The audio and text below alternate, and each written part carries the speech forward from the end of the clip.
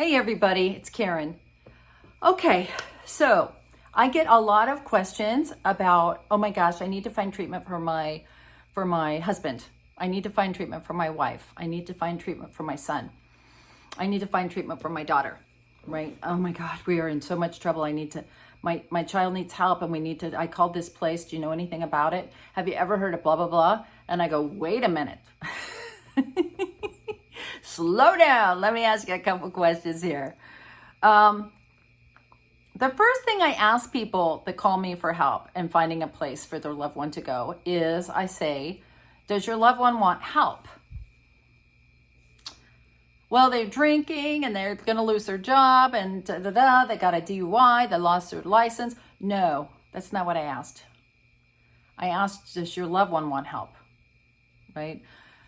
There's a reason that a lot of treatment centers, when you call them looking for help, they want to talk to the person who is the alcoholic addict. And the reason that they want to talk to the alcoholic addict firsthand is they don't want to waste their time going through a whole bunch of information for someone that is never going to come.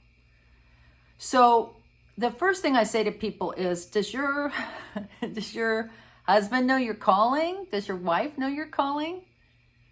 Do your kids know you're calling?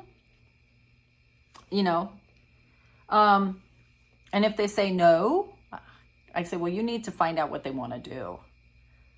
Well, what do you mean?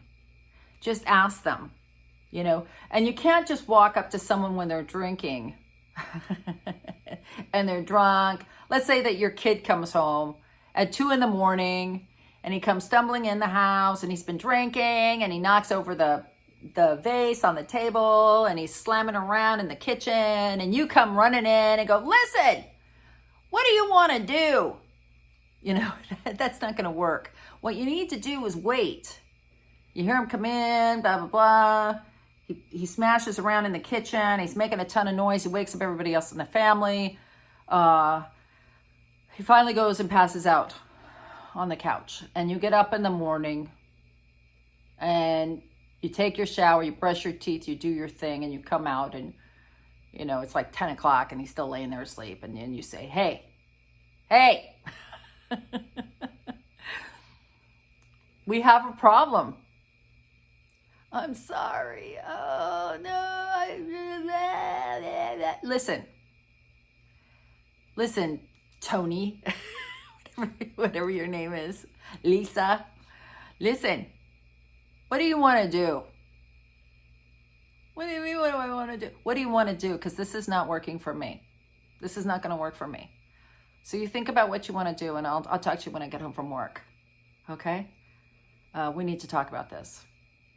Or we'll talk about, go take a shower, and we'll talk about this right now, right? So they take a shower or whatever, and they come in, and they're hungover. Maybe they had to get well. They're starting to drink some beer, but they're not drunk yet. Or maybe they're hungover drunk. And you say to them, I think you have a problem. What do you think? Okay? They have to think they have a problem. It doesn't matter if you think they have a problem. Now, if they're ready, they might go, oh my God, I need help. I need help. Oh my God, what am I going to do? Yay. Okay, and then you're going to say, well, what do you want to do? Again, what do you want to do? That's going to be your catchphrase, not, this is what you're going to do. Because alcoholics and addicts won't do that. Even if they wanted to do that, they will say, I don't know, there's some kind of gene in our body, some kind of weird chromosome that just says, fuck you. I'm not doing that. So don't do that. I'm telling you right now. What you got to do is ask them, well, what do you want to do, Tony? Continue to sleep on my sofa and come in at 2 and not work. And, that's not going to work for me. What do you want to do? No, if you say, what do you want to do? And they say, you know what I want to do? I want to be somewhere where no one beats me down and is giving me grief. Okay, if they say that, they don't want help. If they say, you know what I want? I want you to fucking leave me alone. That's what I want. Okay. Okay.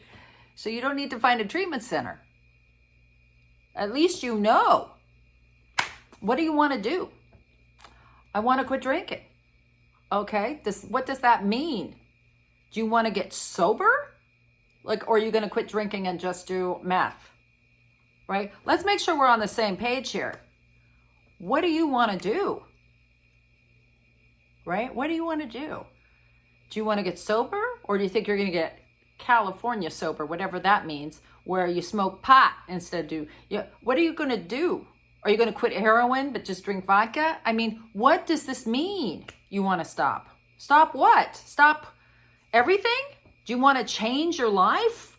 Now remember, other people's ideas of what they want to do and what you want them to do are two different things. So you need to ask them, what do you want to do? And listen. Zip it and listen to them. Okay? Don't use your little mommy ears that just want to hear what they want to hear. Listen to what they're saying to you. I just want to get this job so I can get some money, get my car back. That's not sobriety. That's not the answer you're looking for. Okay? So the only time you should be looking for a treatment center is when, you can look for a treatment center and get ready. And I will teach you how to do that. Okay? Because when someone finally needs help and they say, I'm ready, you don't have time to dick around. You got to get them to treatment. They got to go before they change their mind. See, as you know, as you've heard me speak before, alcoholism is a mental illness, and it is going to be the thing. You'll have this little breakthrough moment where, it's kind of like, I always talk about Freddy Krueger, and I don't mean Freddy Krueger, because in my mind, I say Freddy Krueger, but I'm thinking about Mike Myers. Mike Myers, he's in Halloween, the Jamie Lee Curtis movies. And Mike Myers is a killer. He's a silent killer. He's relentless, right? And there's a moment in the movie, I don't know which one it is. It's one where Jamie Lee Curtis is older and I can't remember what happens. She's outside of the hospital. She's in the hospital because she thinks she killed her brother. This is crazy that I'm telling you this story. But if you saw the movie, she thinks she kills Mike Myers, right? And it's her brother. Mike Myers is her brother. And she thinks she kills him. And no, he's alive. So she has another opportunity to kill him. And he's like hanging off this building. And she's looking at him. And she's got an opportunity to kill a mass serial murderer, right? Who's not even human. She's got an opportunity to end this saga, and he looks at her with that mask on and kind of cocks his head. Oh, and you can almost see him be sad. Oh, and it tugs at her little heartstrings. And she says, should I kill him? He's my brother. Right? You get that moment. That's alcoholism. That is it. When you're confronting your son, daughter, mother, father, cousin, employee, whatever, I never bring that up, but that's a good one. And you say, hey, this is not working. What do you want to do? And they say, well, I don't want to get, And then you say, listen, if you don't want to get sober and you don't want to do something about this, you got to leave. And they do that thing, little Mike Myers face. Oh, I'm your brother, right? And you touch your little heartstrings and you decide, I'm going to give him one more chance. Well, that is a fucking killer and he's going to kill you, right? Cut that fucker loose. You're going to go down. Oh, I know people are just horrified that I just said that. Cut that fucker loose.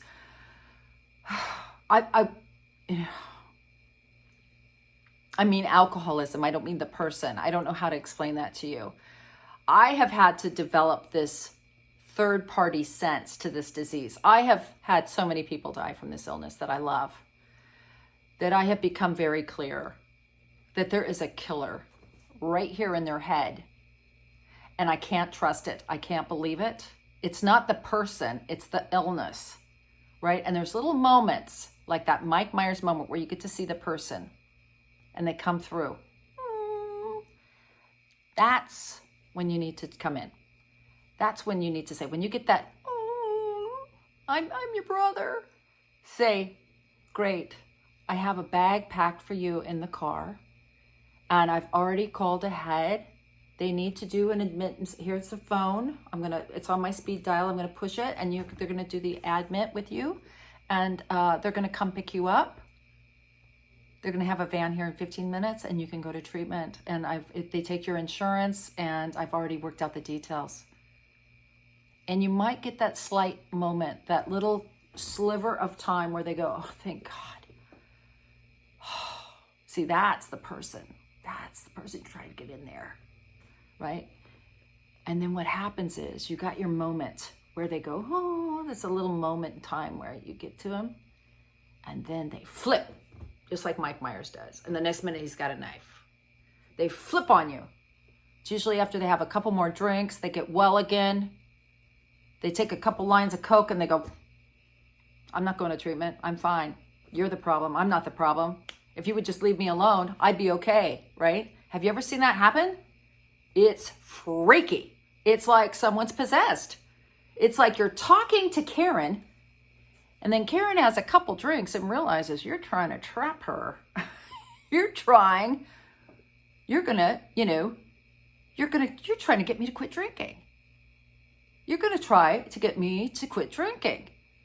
And then I go, oh no. And I might even get in the car.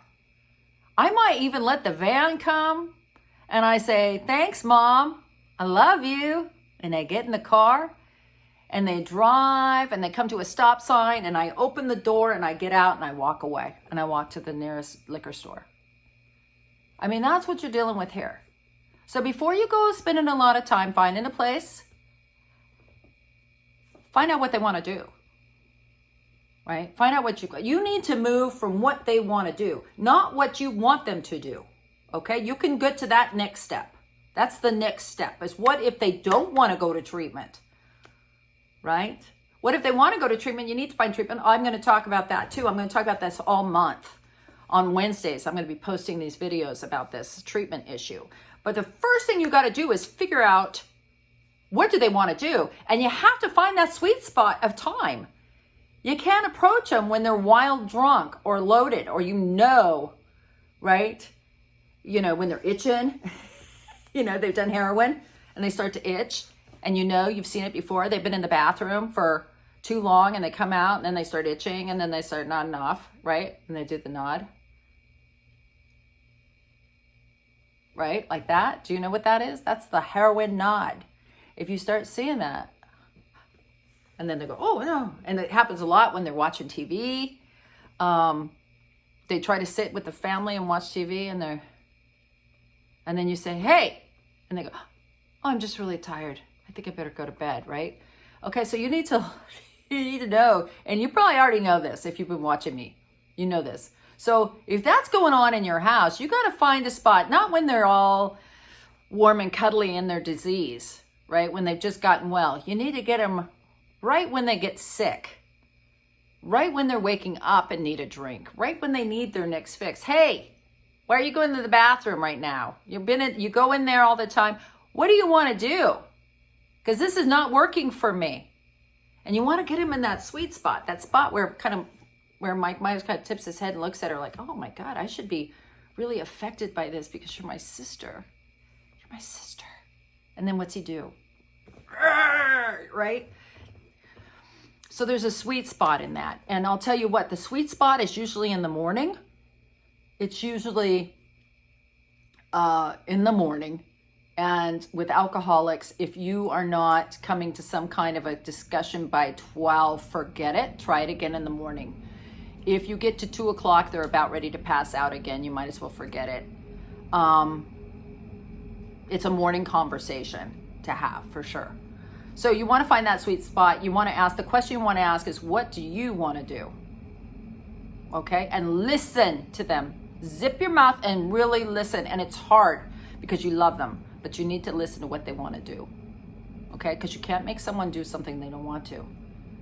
Right? I know there's interventions on all of that. Some of those work, but not usually long-term sobriety out of it because it's got to be their idea.